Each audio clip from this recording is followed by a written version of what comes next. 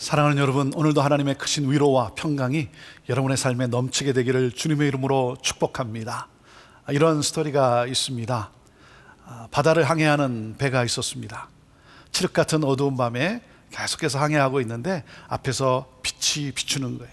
앞에서 빛이 비추면서 계속해서 오지 말고 방향을 10도 트십시오. 방향을 틀라 그랬습니다. 그랬더니 뭐라 그랬냐면, 나는 해군 함장이다. 너가 방향을 틀어라. 그랬더니 다시 들려옵니다. 여기는 등대입니다. 방향을 트십시오. 여러분, 누가 방향을 바꿔야 되겠습니까?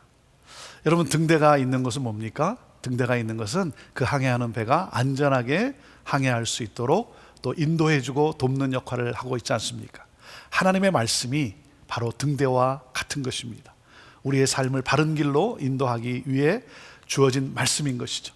그렇기 때문에 사랑하는 여러분, 내 맘대로 살아가는 것이 아니라, 내가 원하는 대로 결정하고 살아가는 것이 아니라 하나님의 말씀의 인도를 받고 살아가는 것이죠. 그것이 바로 복된 인생 아니겠습니까? 오늘도 하나님은 이 신명기 말씀을 통해서 하나님의 형상으로 창조된 인간의 존엄성, 이 인간의 존엄성을 지켜주라는 거예요. 존중하라고 오늘도 말씀하고 계십니다. 자, 신명기 25장 1절에서 10절 말씀인데요, 1절 말씀을 먼저 읽습니다.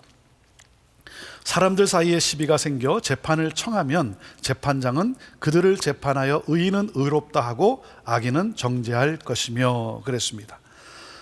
정의로운 사회를 구현하기 위해서 공의로운 재판을 해야 된다는 것이죠. 그래서 의인을 의롭게 하고 악인을 정죄해야 한다 그랬습니다. 자, 이 정의로운 사회를 만들어 가는 것, 여러분, 이것은 결코 쉽지 않죠. 그래서 이런 말이 있지 않습니까? 유전무죄, 무전유죄다 그렇죠. 돈이 있으면 무죄가 되고 돈이 없으면 유죄가 되고, 이 불공정한 그러한 재판이 내려지는 것이죠. 그래서 우리가 잘 아는 대로 돈이 많은 사람들, 재물이 많은 사람들이 이 변호사, 또 뭐 훌륭한 변호사, 잘 대변하는 변호사를 사서 그래서 그 형을 줄인다든지 또 무죄를 얻어난다든지 그런 일들이 이루어지고 있지 않습니까? 그래서 약자가 억울해지는 그러한 사회, 그래서는 안 된다는 것입니다. 하나님은 정말 공평한 그런 공정한 재판을 내릴 수 있어야 한다는 것입니다. 우리가 아는 대로 선진국일수록 약자를 보호하고 개인의 인권을 소중히 여기지 않습니까? 여러분, 선진국이 누구예요? 기독교 영향을 받은 그러한 나라들 아닙니까? 기독교 영향을 받았어요. 그래서 평등과 인격을 존중하는 그러한 삶을 살아갑니다. 그래서 선진국의 기준인 것이죠. 하나님의 마음이에요. 하나님이 기뻐하시는 일이에요. 그래서 의를 의롭게, 또 악을 악으로, 그렇게 정말 정의로운 사회를 이루어 가라 하는 것이죠. 여러분, 경제적으로만 돈이 많다고 해서 선진국이 될 수도 없는 것이고, 그리고 그러한 문화의 삶을 살아가는 것이 아니라는 것입니다. 하나님의 말씀을 따라서. 자, 그래서 2절에서 3절은 또 이런 말씀을 하십니다. 악인에게 태형이 합당하면 재판장은 그를 엎드리게 하고 그 앞에서 그의 죄에 따라 수를 맞추어 때리게 하라. 40까지는 때리려니와 그것을 넘기지는 못할지니 만일 그것을 넘겨 매를 지나치게 때리면 내가 내 형제를 경히 여기는 것이 될까 하노라 그랬습니다. 자, 태형이 뭡니까? 태형, 이것은 참 큰 굴욕감을 주는 거죠. 큰 굴욕감을 줍니다. 그렇지만 굴욕감을 주지만 하나님이 이렇게 말씀하셨어요. 죄에 따라 그 숫자를 정해서 때리라 그랬습니다. 하지만 여러분, 숫자를 정해서 때리라, 그리고 40까지는 때리지만 그것을 넘기지는 말아라 하는 얘기는 뭡니까? 너가 그렇게 또 죄에 대해서 대가를 치르게 하지만 그 인간의 존엄과 그 명예는 훼손돼서는 안 된다. 그것은 훼손시키지 말라는 것입니다. 하나님이 그렇게 말씀을 하세요. 생명과 인격을 멸시하지 말라는 것입니다. 여러분, 사람을 처벌하는 것이 아니라 죄를 처벌하라는 거예요. 그렇기 때문에 처벌하는 데 있어서 이렇게 치욕을 주지 말라는 것입니다. 치욕을 주면 그러면 이 악순환은 계속된다는 거예요.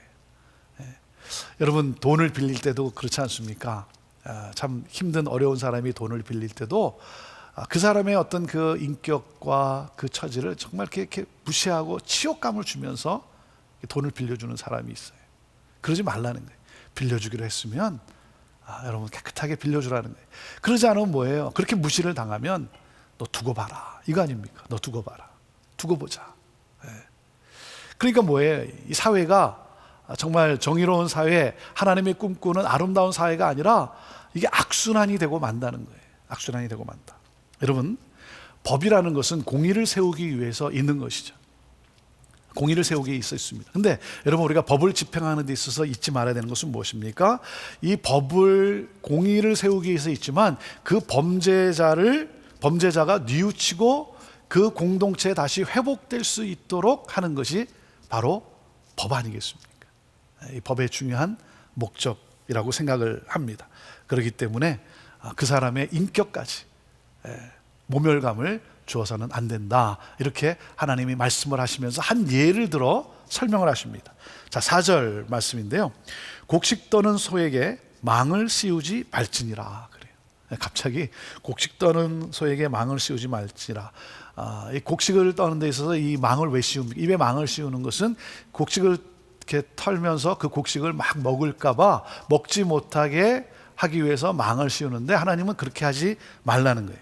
여러분, 이게 그 소가 곡식을 이렇게 탈곡할 때 어떻게 합니까? 매질을 하지 않습니까? 탈곡하게 이렇게 돌아가도록, 움직이도록 소를 이렇게 매질을 합니다.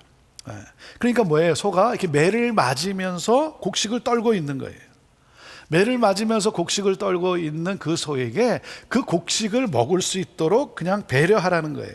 입을 막지 말라는 거예요. 그래서 짐승을 그렇게 배려하라는 건데, 이 말씀이 뭐냐면, 그러니까 사람을 매질할 때 그렇게 치욕감을 주지 말라는 거예요. 여러분, 소가 탈곡을 하면서 그냥 먹는 것을 배려하듯이, 먹을 수 있도록 놔두듯이 매질을 하면서 이렇게 소를 저거 하는데, 사람을 매질할 때도 마찬가지라는 거예요. 그 인격까지 모멸감을 줘서는 안 된다 하는 것이죠. 그러면서 또한 이제 5절에서 6절에는 하나님이 또 이런 규례를 말씀하고 계세요. 형제들이 함께 사는데 그중 하나가 죽고 아들이 없거든 그 죽은 자의 아내는 나가서 타인에게 시집가지 말 것이요, 그의 남편의 형제가 그에게로 들어가서 그를 맞이하여 아내로 삼아 그의 남편의 형제된 의무를 그에게 다할 것이요, 그 여인이 낳은 첫 아들이 그 죽은 형제의 이름을 잊게 하여 그 이름이 이스라엘 중에서 끊어지지 않게 할 것이니라 그랬습니다. 이게 고대 근동 사회에 있었던 이 계대법인데요, 이 형사취수제 제도죠. 형사취수 제도입니다. 남편이 이렇게 죽었어요. 아들이 없이 죽었어요. 그러면 형제 중에 그 형수를 아내로 맞아서 결혼을 해서, 그래서 뭡니까? 의무를 다하라는 거예요. 아들을 낳게 하라는 거예요. 그래서 뭡니까? 그 대가 끊어지지 않게 하라는 것이죠. 그 상속이 이어지도록 하라는 것입니다. 기업을 물려받도록 그렇게 하라는 것이죠. 그런가 하면 그 여자에 대한, 여인에 대한, 미망인에 대한 보호죠. 그래서 뭐라 그랬습니까? 타인에게 시집가지 말며 이방인과 결혼하는 것을 하나님이 방지하셨어요. 그렇게 하지 말고 그것을 보호해라. 그래서 가족 안에서 그것을 보호하라라고 하는 그러한 이 형사취수 제도가 있었습니다. 자, 그러나 이렇게 시작이 됩니다. 7절은 이것에 대해서 또 거절하는 수도 있다는 거죠. 나는 그렇게 하고 싶지 않다. 형수를 아내로 맞이해서 그렇게 하고 싶지 않다, 이럴 수도 있다는 거죠. 자, 7절 8절 말씀입니다. 그러나 그 사람이 만일 그 형제의 아내 맞이하기를 즐거워하지 아니하면 그 형제의 아내는 그 성문으로 장로들에게로 나아가서 말하기를 내 남편의 형제가 그의 형제의 이름을 이스라엘 중에 잊기를 싫어하여 남편의 형제된 의무를 내게 행하지 아니하나이다 할 것이요. 8절 그 성읍 장로들은 그를 불러다가 말할 것이며 그가 이미 정한 뜻대로 말하기를 내가 그 여자를 맞이하기를 즐겨하지 아니하노라 하면 그랬습니다. 자, 이 형사취수 제도가 있는데 하나님은 이것을 강제적으로 정하지는 않으셨어요. 강제화하지는 않았어요. 이것을 하라고는 하셨는데 강제화하지는 않았습니다. 왜 그럴까요? 뭐 이 그 형제에게 이것이 부담이 될 수도 있는 거죠. 그렇지 않습니까? 그렇게 함으로 인해서 어떤 경제적인 그러한 또 부담이 갈 수도 있는 것이고, 또 그런가 하면 이렇게 그 형사취소제도를 함으로 인해서 가족 간의 또 불화가 부부 간의 불화가 또 일어날 수도 있는 건 아니겠습니까?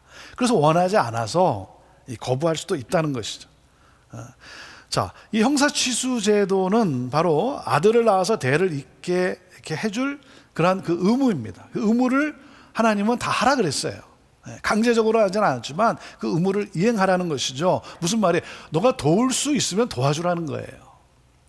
도울 수 있는 형편이 되거든 도와주라. 도울 수 있는데 형편이 되는데도 도와주지 않는 것, 그것은 옳지 않다라고 하나님이 말씀하고 계신 것입니다. 그러니까 형제의 어려움을 보고 지나치지 말라는 거죠. 도우라는 거예요. 도우라는 것입니다. 자, 하지만 그것을 거부하면, 자, 이 형사취소제도를 거부했어요. 그것을 그러면 공개적으로 거부 의사를 밝히면, 그러면 무엇을 해야 되냐면 이 공개적인 포기 의식을 행하게 했습니다. 자, 9절 10절 말씀입니다. 그의 형제의 아내가 장로들 앞에서 그에게 나아가서 그의 발에서 실을 벗기고 그의 얼굴에 침을 뱉으며 이르기를, 그의 형제의 집을 세우기를 즐겨 아니하는 자에게는 이같이 할 것이다 라고 하고, 10절 이스라엘 중에서 그의 이름을 신벗김 받은 자의 집이라 부를 것입니다. 이렇게 했습니다. 이 공개적인 포기 의식을 갖게 했습니다. 어떻게 했냐면 그 형제의 발에서 신을 벗기게 한 다음에, 그리고는 얼굴에 침을 뱉게 했습니다. 수치의 표시죠. 얼굴에 침을 뱉는 것은 수치의 표시입니다. 공개적으로 그리고 선언을 하게 했습니다. 이 자는 신벗김 받은 자다. 이렇게 공개적으로 선언을 하게 했습니다. 여러분, 이 형사취소제도가 주는 교훈이 뭡니까? 그것은 바로 돌봄이 필요한 이웃, 돌봄이 필요한 형제를 돌봐주라는 거예요. 외면하지 말라는 것입니다. 사랑을 실천하라는 것입니다. 관심을 갖고 그 필요한 것을 해결해 주라는 것입니다. 하나님이 기뻐하시는 일이다 그랬습니다. 하나님이 기뻐하시는 일이다. 거부할 수는 있어요. 거부할 수는 있지만 공개적으로 굴욕을 당하게 했습니다. 무슨 말입니까? 이 불명예스러움을 갖게 했는데 이렇게 돕지 않는 것은 결국 불명예스러운 일이다라고 하나님이 말씀하시는 것이죠. 말씀을 묵상하는 가운데 이 마태복음 20장에 이 포도원 주인의 그 비유가 생각이 났습니다. 포도원 주인이 하루 종일 일한 자에게 한 데나리온을 약속했죠. 그런데 1시간 일한 자에게 1시간 일한 대가만을 주는 것이 아니라 그에게도 하루 종일 일한 대가를 주는 거, 한 데나리온을 주는 거죠. 그러니까 이 하루 종일 수고한 자가 어떻게 1시간 일한 자에게 나와 똑같이 주느냐? 근데 내가 너에게 약속한 것을 주지 않느냐? 준 것이 아니냐? 이렇게 말씀을 하시면서 뭐라고 말씀합니까? 이건 주인의 뜻이다 이렇게 말해요. 주인의 뜻이다. 주인의 뜻이라는 거예요. 주인은요, 모두의 필요를 채워줬어요. 주인의 뜻이에요. 이게 하늘나라예요. 모두의 필요를 채워주는 거. 1시간 일했기 때문에 1시간 일한 대가만 주는 것이 아니라 그 사람의 필요한 것을 채워주는 것이 주인의 마음, 그것이 하나님 아버지의 마음이고 그것이 바로 하나님 나라의 삶이라는 거예요. 그러면서 뭐라고 말씀하십니까? 너가 어떻게 나의 선을 악하게 여기느냐.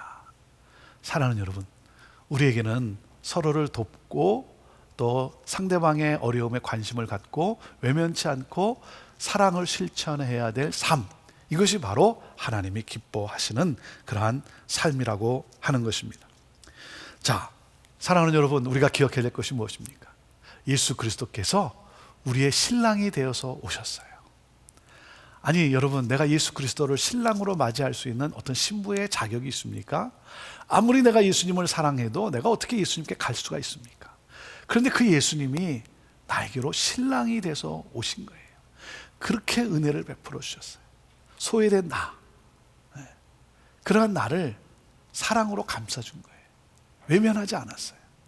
나에게는, 우리에게는 이런 은혜가 임한 거예요.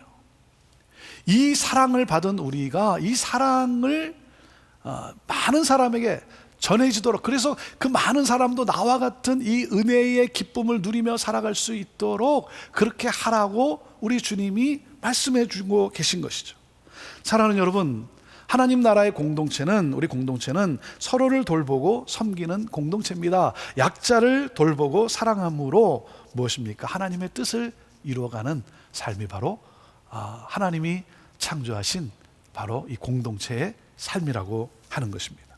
오늘도 이 하나님의 마음을 가지고 내가 보호해야 할 사회적 약자는 누구인가 한번 생각해 볼 수 있게 되기를 바랍니다. 그리고 내가 보호해야 될 내 가족, 내가 보호해야 될 사랑하는 나의 가족 식구는 누구인가 오늘도 생각하면서 여러분 오늘도 우리에게 계속해서 이 약자에 대해서 말씀하시는 이 하나님의 이 마음, 이 국률한 마음을 가지고 여러분 또 나누고 베풀고 관심을 갖고 기도하고 그러므로 말미암아 함께 하나님의 나라를 누릴 수 있는 그러한 공동체를 세워가는 우리 모두가 되기를 주님의 이름으로 축복합니다. 기도하겠습니다. 하나님, 오늘도 하나님의 마음을 가지고 살아가는 우리 믿음의 성도들 주 예수 그리스도의 이름으로 축복합니다. 하나님, 오늘도 그들의 수고와 또 그들의 희생과 섬김을 주님 아시오니 오늘도 기쁨으로 충만케 하여 주시고 오늘도 하나님 또 필요한 것 넘치게 하여 주셔서 이 기쁨을 더욱 누리며 살아갈 수 있도록 하나님 인도하여 주옵소서. 특별히 하나님 주변을 돌아보면서 가족 식구들을 돌아보면서 하나님 정말 눈물 흘리고 있는 또 힘들게 지내고 있는 그러한 한 분 한 분들 우리가 또 섬기면서 그들의 아픔, 그들의 눈물도 닦아주고 함께 정말 우리 하나님을 섬기는 그러한 가족이 되도록 하나님 우리를 들어 사용하여 주옵소서. 감사하며 예수님의 이름으로 기도합니다. 아멘.